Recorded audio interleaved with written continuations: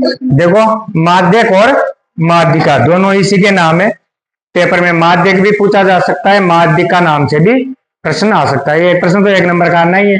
पहले 1 नंबर का प्रश्न करेंगे, फिर 3 नंबर का करेंगे। एक प्रश्न 3 नंबर का आएगा। तो दो नाम है इसके, माध्यक या माध्यिका। ठीक है। माध्य में और माध्यक में अंतर समझ लेना। देखो, वो एक तो था माध्य और उसके पीछे कर लग गया तो माध्यक, ये अलग चीज है। ठीक है। इसमें लिखो सर्वप्रथम, माध्यक में लिखो सर्वप्रथम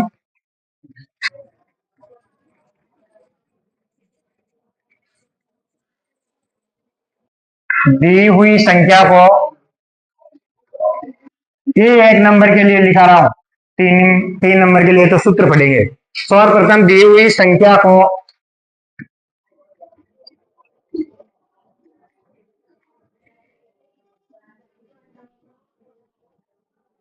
आरोही क्रम में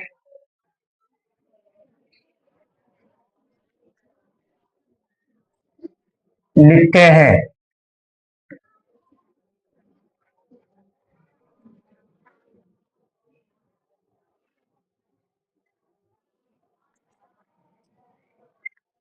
यदि संख्या में, नहीं, यदि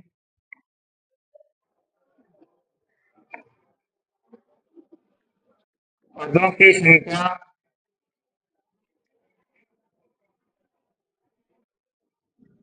सम हो,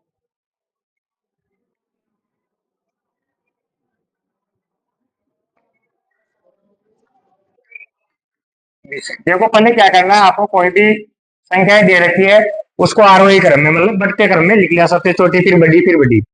अब इसमें माध्यिका का मतलब ये होता है कि बीच वाली संख्या। अगर पदों की संख्या मान लो विषम है, विषम का मतलब जैसे मान लो 3 पद है, 1 2 3, जरूरी नहीं यही हो, 3 4 5 भी हो सकते, 3 ही पद है। तो बीच का पद कौन सा है बताओ। जैसे इस ऊपर वाले में बीच का पद कौन है, 2 है, तो 2 आंसर है। जो सबसे बीच में लिखा है वो है क्या है, आंसर है आपका, माध्यिका है वो। जैसे इसमें बीच का पद कौन है, यही आंसर है आपका।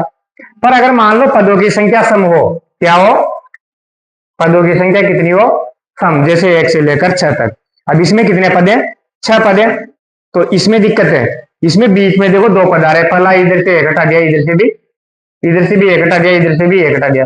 अब इन दोनों को भी हटा दोगे तो बीच में कुछ बचेगा नहीं। तो बताओ बीच में कितने पद आ गए, 2, 3 और 4। तो फिर माध्यिका कौन होगी, 3 होगी या 4 होगी, दोनों ही नहीं होगी।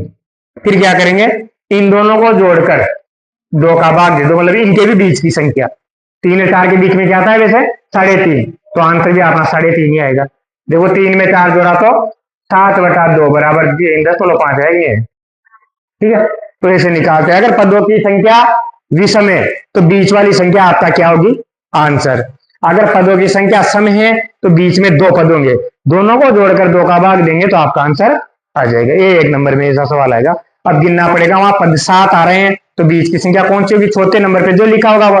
पर नंबर कैसे, पहले आपको किस में जमाना पड़ेगा उसको, आरोही क्रम में, छोटे से बढ़ते हुए क्रम में। पर इसके लिए एक सूत्र भी होता है। सूत्र क्या होता है, यदि पदों की संख्या विषम हो तो माध्यिका क्या होगी, माध्यिका बराबर होगी n+1/2 पद। जैसे आपके पदों की संख्या पहले कितनी थी, 3 थी, 3 में 1 जोड़ा तो 4, 4 में 2 का भाग दिया तो 2, मतलब दूसरा पद क्या था, 2 ही तो था। तो ऐसे आंसर आ जाता है। और पदों की संख्या अगर विषम हो तो, जैसे 2 पद हो, 4 पद हो, 6 पद हो, 8 पद हो, मतलब सम संख्या में होनी चाहिए पद। इसका मतलब विषम 1 3 5 7 9 10 पद अगर सम संख्या में हो तो फिर माध्यिका 2 पदों का योग होती है। किसका, 2 पदों के योग में 2 का भाग देना है। अब वो 2 पद कौन कौन से होते हैं, एक तो n/2 पद, एक तो कौन सा, n/2 पद। मतलब जैसे 4 पद, 6 पद थे अपने पास, 6 में 2 का भाग दिया तो कौन सा पद, तीसरा पद, प्लस तीसरे के बाद क्या आएगा, चौथा। वो दोनों ही होंगे, तीसरा और चौथा, प्लस 1 जोड़ दो। या फिर कैसे निकालते हैं, n+2/2 पद। अब इन दोनों पदों में किसका भाग देना है, 2 का। तो आपकी माध्यिका आ जाएगी, अगर पदों की संख्या विषम है तो। सूत्र लिखो, अभी सवाल करेंगे जब और बढ़िया समझ में आएगा। बिना सूत्र के भी सवाल होगा, कोई सूत्र की जरूरत भी नहीं पड़ेगी, ऐसे भी सवाल होता है, और सूत्र से भी सवाल होगा।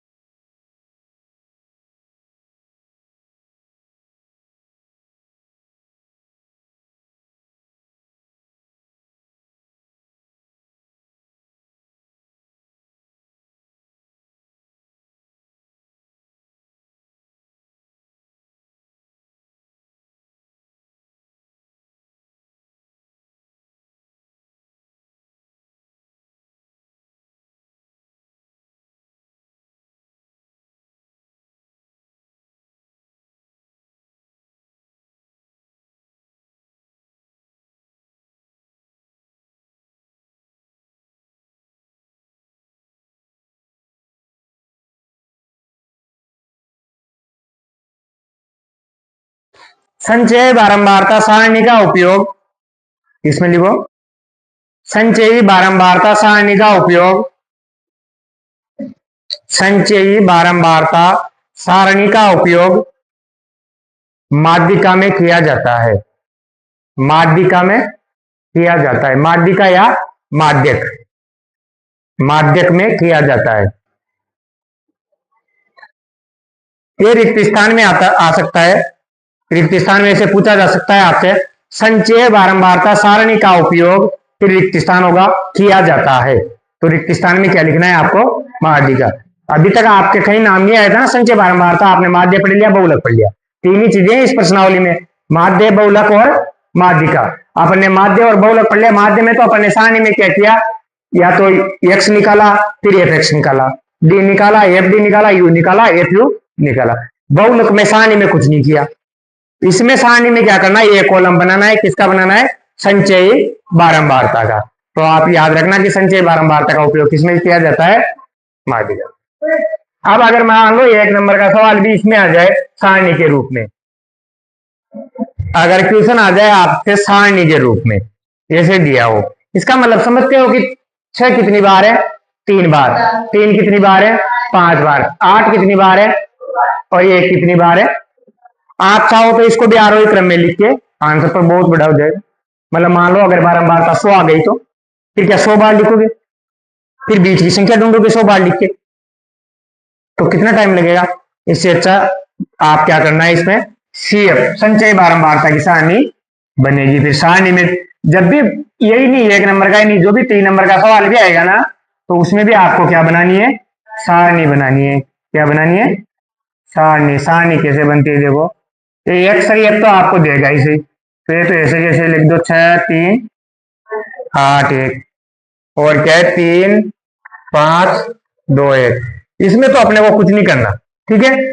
फिर लिखने है सीएफ, क्या निकालनी है, ये 3 नंबर वाले सवाल में भी करना है। सीएफ कैसे आता है देखो, सीएफ होता है इनको जोड़ते जाओ बस आगे से आगे।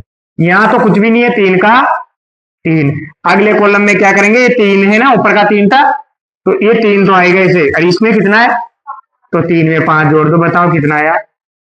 अब ऊपर कितना आ गया, तो 8 में 2 जोड़ा तो कितना हो गया, 10, फिर 10 हो गया ना ऊपर, और 10 में 1 जोड़ा तो ये होती है संचय बारंबारता। बस इसको आगे से आगे जोड़ते जाओ, यही क्या है, संचयी बारंबारता। ऊपर वाली में तो ऐसा का ऐसा ही लिखेंगे भाई, उसमें तो क्या जोड़ेंगे, फिर नीचे वाली में उसके ऊपर वाला जोड़ेंगे, फिर उसके नीचे वाली में उसके ऊपर वाला। पर ऊपर वाले का मतलब ये नहीं जोड़ेंगे, जो योगफल आ रहा है वो जोड़ेंगे, मतलब इससे पहले कितनी बारंबारता है वो सारी जोड़नी है। जोड़ने के बाद आपको क्या करना है, आपको निकालना है n बटा 2। क्या निकालना है, और n का मतलब क्या होता है यहाँ पर, सिग्मा एफ। क्या है n का मतलब, सिग्मा एफ का मतलब जानते हो क्या होता है, सिग्मा एफ इन सबको जोड़ना है। क्या इन सबको यहाँ जोड़ लिया आपने, कितना है, 11 है ना, अरे यही तो जोड़ा है आपने, देखो ना 3, फिर 3 में 5 जोड़ दिया, फिर 8 में 2 जोड़ दिया, और 10 में 1, तो अलग से मत जोड़ने बैठ देना, इस सी एफ का जो लास्ट मान है वो इसी का जोड़े, तो कितना है आपके पास, तो 11 बटा 2। बताओ 11 बटा 2 क्या होता है, 5.5। अब चाहे सम हो या विषम हो, उससे आपको कोई मतलब नहीं है। सम विषम का मतलब वही था जहां बिना सारणी के सवाल आता है, मतलब सिंपल संख्या लिख के आती है, तो विषम संख्या होगी तो बीच वाला आंसर है, सम संख्या होगी तो बीच के 2 संख्याओं को जोड़ के 2 का भाग देना है। अगर सारणी में सवाल आता है तो आपसे सम विषम से कोई मतलब नहीं है, चाहे सम हो या विषम हो। बस आपको क्या करना है, सी एफ निकालना है, और इसमें जो लास्ट सिग्मा एफ है, इस सिग्मा एफ में किसका भाग देना है, 2 का। ये जो आया इससे बड़ी संचय बारंबारता क्या है, इससे बड़ी 5.5 से बड़ी संचयी बारंबारता, बताओ कितनी है इससे बड़ी संचयी बारंबारता। अरे 5 से बड़ी कौन सी है, 8 है कि नहीं है, 5 से बड़ी ढूंढनी भाई, 3 तो छोटी है ना। संचय बारंबारता, तो संचय बारंबारता वाला कॉलम है सीएफ, इसमें आपको जो आंसर आ रहा है उससे बड़ी ढूंढनी है, उससे बड़ी कौन है, 8। संचय बारंबारता 8 है, अतः माध्यिका 8 के संगत चर का मान कितना है? 8 की लाइन में चर का मान कितना है? 3। तो माध्यिका क्या होगी? 3 होगी।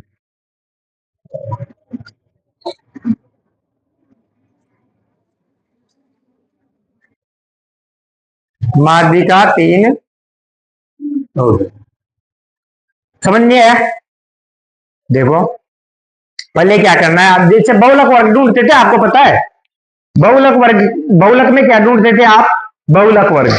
बहुलक वर्ग क्या होता था? जिसकी सबसे ज्यादा बारंबारता हो। इसमें माध्यिका में क्या ढूंढना है आपको? माध्यिका वर्ग। क्या ढूंढना है? 3 नंबर के सवाल में भी ढूंढना है वो माध्यिका वर्ग। माध्यिका वर्ग कैसे मिलेगा?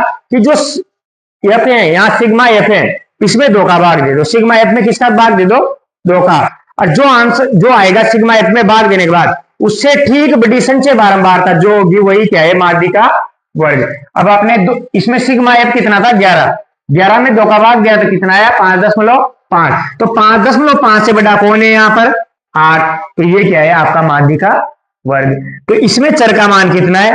3। तो वही आपका आंसर है। जो एक्स का मान होगा वो क्या है? आपका आंसर। वर्गीकृत का मतलब समझ गए? वो वर्ग अंतराल आएगा 10 से 20, 20 से 30, 30 से 40, वो वाला। अभी तक तो वर्ग अंतराल नहीं है ना, 1 नंबर में नहीं आता वर्ग अंतराल। 1 नंबर में या तो डायरेक्ट संख्या लिखी आएगी, आसानी में भी डायरेक्ट लिखा होगा कि एक्स है और एफ है। और अपन वर्गीकृत देखेंगे। अब वर्गीकृत में 3 नंबर का सवाल आएगा इससे। इसमें क्या करना है आपको? वर्गीकृत श्रेणी का माध्यक। इसमें सबसे पहले आपको संचय बारंबारता लिखनी है एक। तो लिखो सर्वप्रथम, सर्वप्रथम पहला, सबसे पहले क्या काम करोगे क्वेश्चन में? जैसे सारणी मिलेगी, सारणी में आपको पहला काम करना है संचय बारंबारता। सर्वप्रथम संचयी बारंबारता सारणी बनाएंगे। सबसे पहले तो काम करना है, सबसे पहले संचयी बारंबारता सारणी बनाएंगे। संचय बारंबारता समझ गए ना? वो जोड़ जोड़ कर बस। फिर दूसरी लाइन में क्या काम करना है आपको? फिर आपको n बटा 2 निकालना है। n बटा 2 का मतलब सिग्मा एफ बटा 2। n का मतलब क्या है? Sigma F. सिग्मा एफ बटा 2 या n बटा 2 बोलो, बात एक ही। n का मतलब क्या है यहाँ पर? Sigma F. ये निकालेंगे n बटा 2 से बड़ी संचयी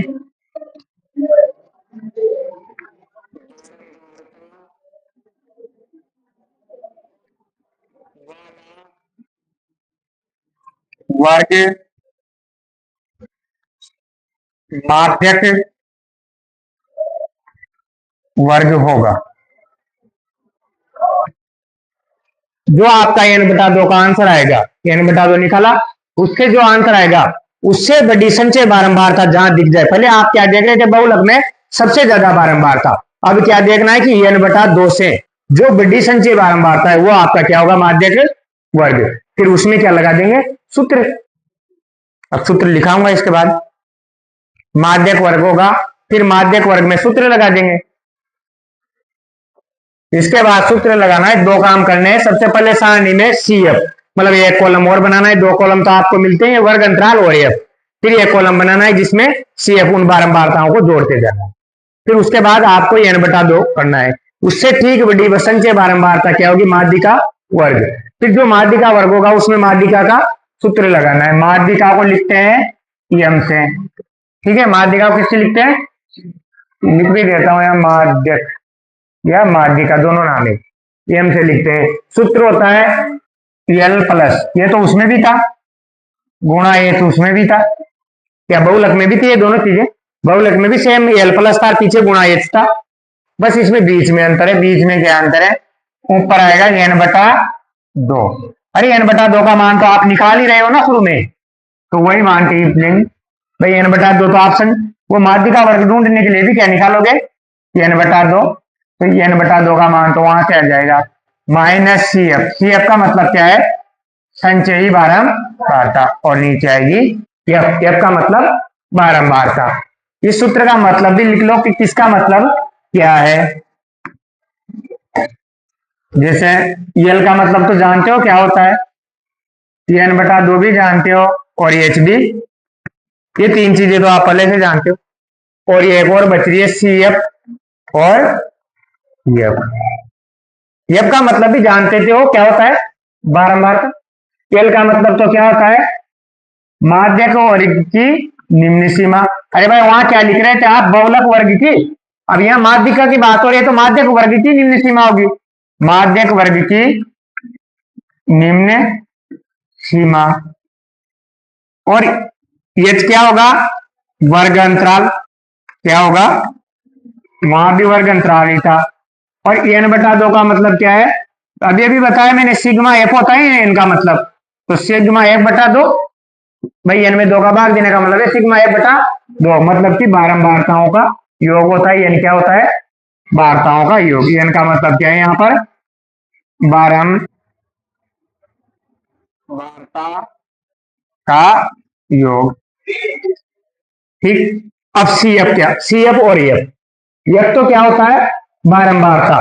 तो ये कौन सी बारंबारता होगी, माध्यक वर्ग की। भाई वहां तो 2 3 थी ना, पर यहां तो एक ही है, तो माध्यक वर्ग की बारंबारता। सी एफ थोड़ा सा अलग होगा, सी एफ संचय बारंबारता होगी, पर कौन सी होगी, माध्यक वर्ग से फले की। कौन सी होगी, माध्यक वर्ग से फले की संचय बारंबारता लिखनी है। कौन सी लिखनी है, माध्यक वर्ग से ठीक पहले की संचयी। ये सूत्र भी आपको 1.5 नंबर का सूत्र ही दिलाएगा, 3 नंबर का सवाल है तो। सूत्र ऐसा, एल एच तो आए एन बटा 2 माइनस एफ बटा एफ। एल का मतलब निम्न सीमा पहले से जानते हो, एच का मतलब वर्ग अंतराल, एन का मतलब मैंने 3 4 बार बता दिया, एन का मतलब है सिग्मा एफ। 2 का मतलब तो 2 ही होता है। सी एफ कौन होगा, माध्यक वर्ग से फले वाली संचय बारंबारता लिखनी है, और एफ का मतलब माध्य वर्ग की बारंबारता है। सूत्र लिखो, पता है संख्या में ऐसा क्या होती है, बारंबारता। ये वर्ग अंतराल है, क्या है वर्ग अंतराल, 65 से 85 से 105 से 100 125 और 125 से 145 और 145 से 165, 165 से और 185 से 200। और आपको बारंबारता कितनी दे रखी है, 4 5 13 20 20 14 8 4। ये इतना तो पेपर में मिलेगा इसे, वो का वो लिखना ही है। उसके बाद आपको क्या निकालना है, आपकी मर्जी से सी एफ। क्या निकालना है, सी एफ निकालना है। सी एफ का मतलब संचयी बारंबारता। कैसे निकालेंगे, बस ऐसा का ऊपर की लाइन में तो 4 का, फिर यहां लिखेंगे तो ये जोड़ना है बस इसमें। 4 में 5 जोड़ा तो 9 में 13 जोड़ा तो, या लिखोगे ऐसे 13 + 9। चाहो तो ऐसे लिख दो, नहीं लिखना चाहो तो आप डायरेक्ट जोड़ के भी लिख सकते हो। 13 9 कितना हो गया, 22। कितना हो गया, फिर 22 में दूसरी लाइन में कितना जोड़ना है, कितना हो गया 42। फिर 42 में कितना जोड़ना है, कितना आ गया 56। और 56 में कितना जोड़ना है, कितना हो गया, और 64 में कितना जोड़ना है, कितना हो गया। तो ये तो निकाल सकते हो ना। मैंने ये लाइन लिखा है आपको कि सर्वप्रथम अपन संचय बारंबारता सारणी बनाएंगे।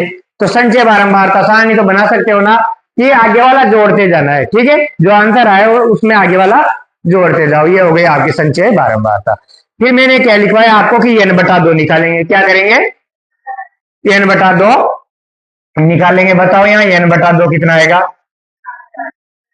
एन बटा 2। एन बटा 2 का मतलब क्या है, सिग्मा एफ। सिग्मा एफ कितना है, 68। कितना है, तो कितना आ गया 68 बटा 2। 68 में 2 का भाग 2 कितना आया, 6 में 2 का भाग कितनी बार जाएगा, और 8 में 34 आया। तो इसके पीछे क्या लिखना है, जैसे वहां लिखते थे ना कि यहाँ सर्वाधिक बारंबारता 61 है। अच्छा बहुलक वर्ग ये होगा, इसमें कुछ नहीं, इसमें n/2 निकाल के इसके पीछे लिख देना है। से 34 से बड़ी संचयी बारंबारता कितनी है, बारंबारता कितनी है, 34 से बड़ी कितनी है, अरे 34 है ना आपका आंसर। तो इससे बड़ी संचय बारंबारता कौन है, कौन है, 42। तो ये आपका क्या है, माध्यक वर्ग। मैंने बोला था गोला कर दिया करो, ठीक है भाई। यहाँ तो 22 ही है, तो ये संचय बारंबारता वाली सारणी देखो, और उससे बड़ी ढूंढनी है। तो यहाँ तक तो 22 और 22 के बाद चिल्ड्रन आ गया, तो ये 34 से बड़ा है क्या, उससे बड़ी ढूंढनी है बस।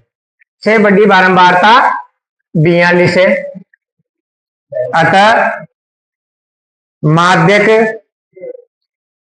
वर्ग क्या होगा, 125 से 145 होगा। अब इसके बाद क्या करते थे, वहां भी एक साइन बहुलक वर्ग ये होगा, फिर उसके बाद क्या लिखते थे, सूत्र। यहां भी क्या लिखेंगे, सूत्र। तो सूत्र बताओ, m बराबर क्या होता है,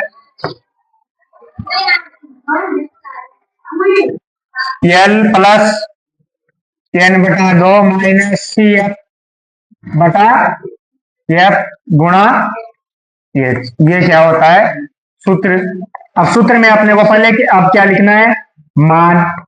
तो बताओ L का मान कितना है, यहाँ पर L का मतलब क्या होता है, निम्न सीमा। तो निम्न सीमा कितनी है, 100। H का मान कितना है, H क्या होता है, वर्ग अंतराल। बताओ यहाँ कितने की जगह दोनों के बीच में, 145 में से 125 गया तो मतलब दोनों के बीच में कितनी दूरी है, 20 की है। 5 में से 5 गया तो 4, 4 में से 2 गया तो 2। वर्ग अंतराल कितना है, 20। और क्या चाहिए मुझे, n/2। बताओ n/2 का मान आपने अभी भी निकाला, कितना आया, 34। तो ये तो डायरेक्ट लिखेंगे अब। और क्या चाहिए, CF। CF मैंने क्या बताया था आपको, माध्यक वर्ग से फले की संचय बारंबारता। तो माध्यक वर्ग की कितनी है, 42, और इससे फले की कितनी है, तो CF का मान कितना आएगा। और यह क्या बताया था, माध्यक वर्ग की बारंबारता। तो माध्यक वर्ग की बारंबारता कितनी है, 20।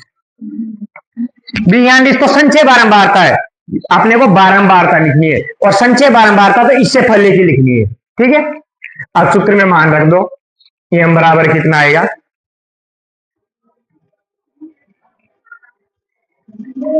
L कितना, L की जगह कितना लिखना है, 125 प्लस n/2 की जगह कितना लिखना है, 34 माइनस CF की जगह कितना लिखना है, 22 बटा F की जगह कितना लिखना है, यो मंसूरी सर माची आएगी कहाँ का, मक्खी बैठ गई, मक्खी बैठ गई थी इसलिए मिल रहा था बेचारा। देखो 34 माइनस 22, फिर F का मान कितना है, फिर आ गई यार, F का मान 20 गुणा H का मान कितना है, वो भी 20 ही है। 20 से 20 भाई कट रहा है तो काट दो।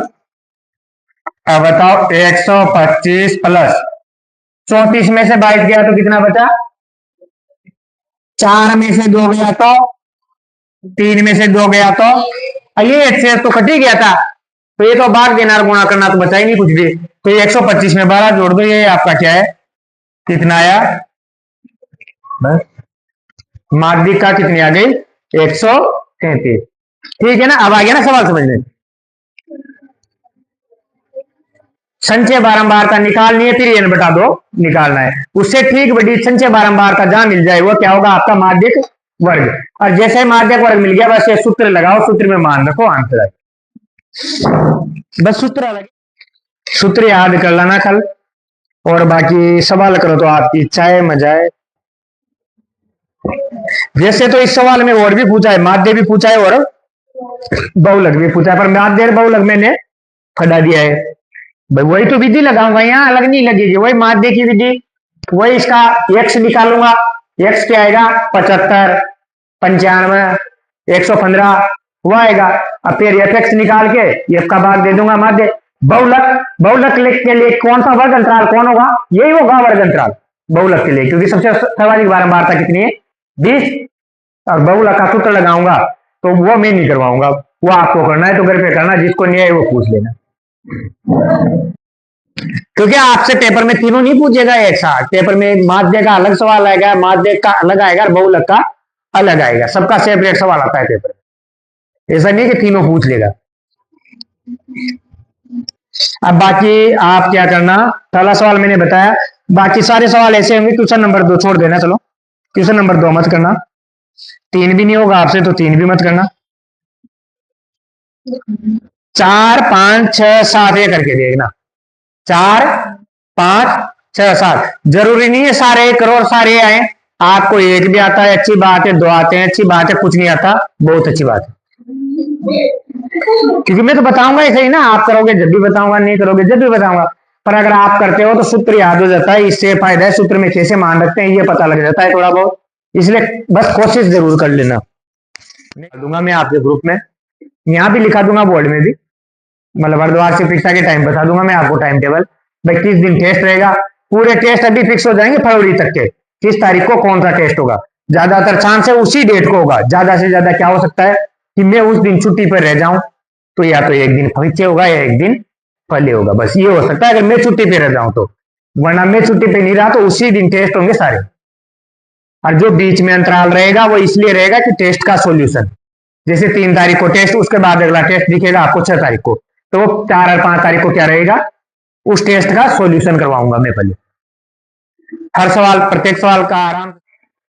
तो आप कितनी बार पढ़ लोगे, देखो बताया था क्या पहले कल, कितनी बार पढ़ लोगे, नहीं बताया, बताया था ना, फिर क्यों बताऊं दोबारा।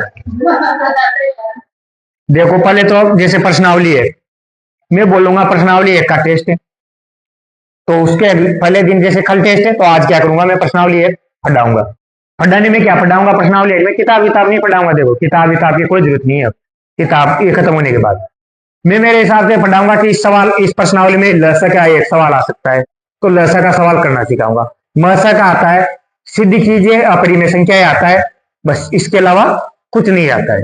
तो ये 3 तरह के सवाल परीक्षा में आते हैं, तो वो तीनों तरीके के सवाल आपको यहाँ एक एक सवाल बता दूंगा, ये तो मैंने बताया। उसके बाद आप तैयारी करके आए उसी प्रश्नावली की, कितनी बार हुआ, 2 बार। फिर टेस्ट में लिखा आपने, अगर सवाल आए तो लिखोगे भी सही ना, तो लिखने का मतलब भी वही होता है, लिखने का मतलब ये थोड़ी भाई मेरे वो आपका रिवीजन हो रहा है लिखने में भी, तो फिर कितनी बार हो गया, 3 बार। फिर अगले दिन में क्या करूंगा उस टेस्ट का वापस, तो कितनी बार हो गया, 4 बार सॉल्यूशन, तो ये हो गया। फिर 5 टेस्ट होंगे जो पूरी किताब के होंगे, तो उनमें हर सवाल मतलब हर तरह का सवाल 5 बार आएगा, तो 5 बार वो हो गया, तो कुल मिलाकर एक तरह का सवाल कितनी बार करोगे आप अब 2 महीने में, 9 बार या 10 बार।